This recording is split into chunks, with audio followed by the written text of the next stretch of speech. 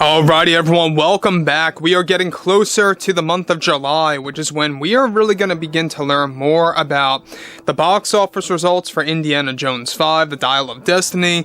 We also have July, that's going to be a very important month, by the way, for both Jon Favreau and Dave Filoni. That's really relying on the final trailer of the Star Wars Ahsoka series to really resonate with fans and to really get it out there and really kind of just market the actual series properly. This is Mike Zero. Subscribe if you're new and like this video to see future updates. I'm also on Twitter at Mike01. I thank you all so very much for the great and kind support.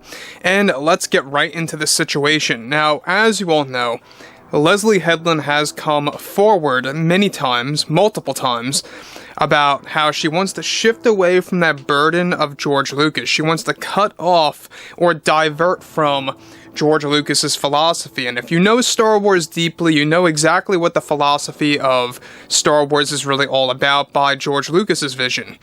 And she wants to completely dismantle that with the Acolyte, and of course with another upcoming project that we will be talking about right now.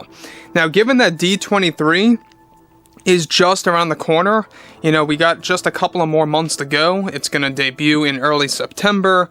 It's going to essentially unveil a lot of upcoming shows and everything related to Disney Star Wars, essentially. Now, on top of this, what's interesting that has a lot to do with Leslye Headland behind closed doors has much to do with a Star Wars project that is currently called Project Crimson. We're going to be talking about all of this right now. So, with creator Leslye Headland getting ready to hold yet another meeting with Disney executives and the board that are in favor of Kathleen Kennedy, along with some of the board members for an Acolyte spin-off show, the current plan between both Leslye and Kathy for the Acolyte spin-off is to not only make Brie Larson the main star of the show as Maeve, who is planned to be the new chosen one to take over and overshine the prophecy of Anakin Skywalker, but that also she will be a Jedi god in a sense. The bigger development here that will be a very controversial thing among fans is that they have been in contact with director Rian Johnson,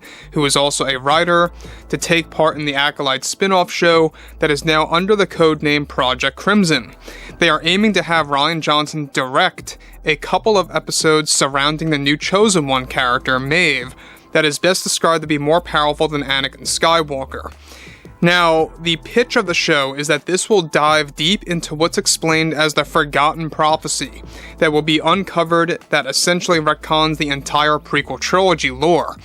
Now, let me stop here for a second. Now, this is what bothers me about Leslye Headland. This is somebody that goes on stage at Star Wars Celebration in 2023. If you guys want to go ahead and check out that video, type up Leslye Headland's Celebration 2023. That's simple. She goes on stage, she fake cries, she says how Star Wars saved her life, but continues to never explain how it saved her life. She claims that she's a big Expanded Universe fan, but she calls it the Extended Universe. Yet she does not make a show that's about the Expanded Universe. And let's also dial back, no pun intended, to when she was making Russian Doll. When she was questioned about Star Wars, she could not name a single movie. So she's not really a fan. It's all a front. It's a false image to kind of drag fans in to go ahead and check out the Acolyte series. And mind you guys, we've talked about this endlessly, that the Acolyte is going to be the most, and I mean the most, agenda-driven project by Kathleen Kennedy, to the point where I think it's going to drive fans away more than The Last Jedi. It's going to be The Last Jedi 2.0, if not worse than that situation. So, going back to what Leslye is planning here, alright? We know that Leslye Headland is a very big fan of Brie Larson. In fact, she is a mega fan of Brie Larson. So this also adds up and makes a lot of sense as to why she wants her to portray Maeve in the Acolyte spin-off show. Now, about 2 years ago, we talked about this, that Brie was supposed to be the main character in the Acolyte, and that was the starting point of the Acolyte series, to focus on the new Chosen One and stuff like that. That never came to fruition, and that really kind of went upside down due to Bob Iger really, eventually calling that off in late 2022. Now, moving to the next thing. Now, Lucas has been made aware of this approach by Kennedy, and that part of it is even planned to be mentioned in the upcoming Rey movie also, even though that takes place in a distant timeline from the High Republic era. Brie Larson has already held a meeting with Kathleen Kennedy about her entrance into the Star Wars universe, and is reported to be eager to become a part of it after her failure so far with Captain Marvel, the Marvels behind the scenes, and the latest release of hers with Fast X. Now, Kathleen Kennedy is said to be on a mission to revitalizing Brie Larson's acting career through Star Wars, and that the spin-off series is extremely close to getting a green light, since in Kennedy's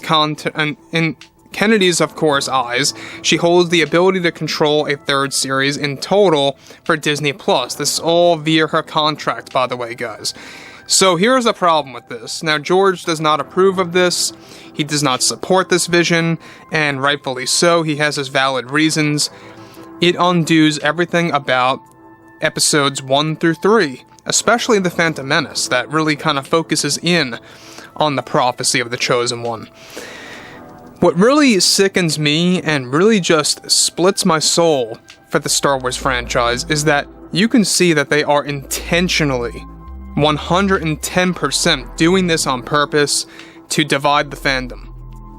And look, I don't know what their drive is. It's obviously an agenda-driven thing, but down to the core, what really drives them to do this, to divide the fans further? Well, it most definitely has a lot to do with changing pop culture as we know it. They want to literally change how we view pop culture, how we view movies, music, TV shows, whatever it may be. Anything that the audience can connect to, they want to alter. And they just want people to accept whatever they want to spew out. And that's what's happening now with The Acolyte. It's what's happening with The Acolyte spinoff. And to be clear, a lot of you have been asking me if The Acolyte is still a go for 2024. It 110% is. It is going to be coming out. It's finished filming. Or the whole show is actually done filming. They're doing some minor reshoots by this fall to kind of add in more elements for the 6th and the 7th episode, to be very specific.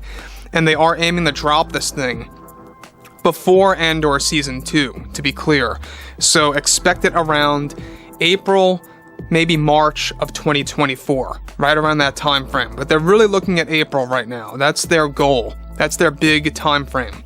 So Leslye Headland, once again, I mean, endlessly mocking George Lucas, the fans, and calling the fans, misogynists. If you only expect George Lucas in the room and only expect him to be the key to the Star Wars universe. She's said this several times, not just in 2019, but again in 2021, and I have no doubt in my mind she's going to say it again once The Acolyte debuts next year. So again, the fact that this spin-off is getting very close to a green light, and it most likely will happen. Kathleen Kennedy's overall goal with Leslye Headland is that she wants Leslye to make this the flagship series, and I don't see that happening, to be honest. Anyways, guys, I would love to hear your take on this below in the comments, and if you guys did enjoy the content for today, make sure to drop a thumbs up on this video to support the channel, and I will catch you guys next time.